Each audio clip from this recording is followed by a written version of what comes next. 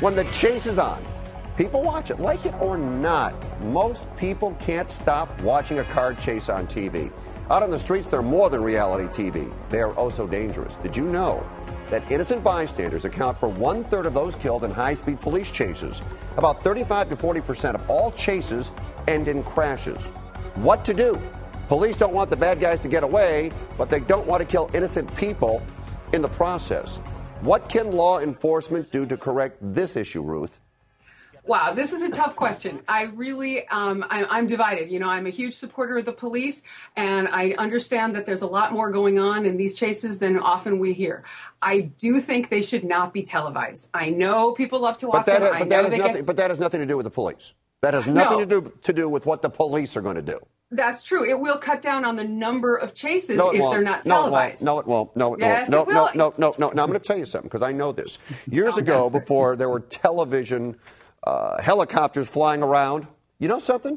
There were as many chases as there are today. The difference was people didn't know about them because nobody was televising them. So I don't think it has anything to do with television. What should the police do is the question. The police, I do not support the idea that they're going to pull people over and shoot them in the middle of residences and just in general. I gotta draw the line at when. But I gotta say, I love it when they shoot them. I do. I think anything to detract people from doing the chases is probably a good thing. I think that the police probably should revise and refine their procedures just a bit, because I do think that their primary obligation is to the safety of me, who is not involved in a chase, the safety of the general public. And shooting at these guys in public is not about my safety. What do you think, Ron? I'm with you on that, Fred. What do you think? A lot of the victims are, in fact, killed by the police, who don't see the cop car coming, don't hear the sirens.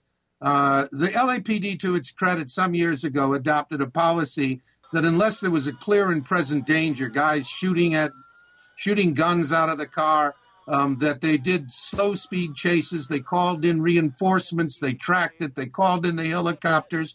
And in the end, they always get these guys. Nobody gets away from a chase. Exactly. And all they do is encourage these guys to drive faster and more recklessly. It's absolutely insane, the kind of incident that we had that the Burbank police were involved in that ended with them firing guns with people all around. It doesn't make any sense at all. Would this be a possibility? And we're out of time here, but let me just toss this out quickly. All right. So we know police have helicopters now. What's to say that the helicopter doesn't chase the suspect and keep an eye on him, and the police stay way back, and once the guy runs out of gas or gets to where he's going, then the cars arrive? Does that make any sense? Ron, go ahead. It's pretty much what sensible cops do. I think they already do that. They track the guy. They bring in cars down a freeway road or on streets in the direction the guy's going. The helicopter stays on him. They got these 1,000,000-watt lights they flash on him at night. And sooner or later, I mean, the few that get away, the question always is, what did the guy do wrong? Was he speeding? What was he really the cause of putting lives and limb at risk? It doesn't make any sense unless it's really something very serious. Okay. That's true. A lot of times it's some kind of, stolen vehicle or just failure to yield. They don't even know what they're pulling the guy over for, and all of a sudden he just takes off. So, yeah, but I think that the majority of the times they do all those things where they use the helicopters and they use the cars and they do the slow pursuit and they call ahead and they hand it off to whatever neighboring jurisdiction happens. 1 in 3, I'm a little suspicious of that statistic. All right, got to move on. Hey, Fred, maybe the TV choppers ought to just do the job for the cops. How do you like that? If the cops paid for the TV choppers, I'm sure the networks wouldn't have a problem. Okay, we go to the last topic. Come on, we got to get we're over. Power to the people, but with the city's financial woes, the people are worried about losing the power.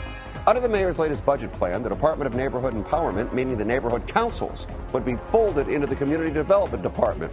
What does that mean? Less money, less staffing, less independence.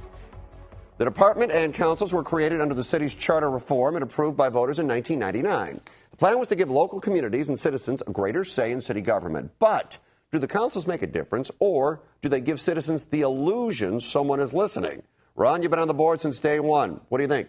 Is the mayor trying to shut people up? 15 years ago, the goal was to break the city into boroughs, 2 in the valley, 3 or 4 in the rest of the city, that would have local control, be able to generate local revenue.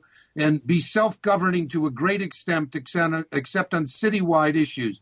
They watered it down and they squeezed all the life out of it. That instead of giving them any power at all, they made them advisory. And for 10 years now, the city council and the mayor have done everything they possibly could to keep them weak, disorganized, impotent, and ineffective. Despite that, 1,600 people are involved. They've learned a great deal.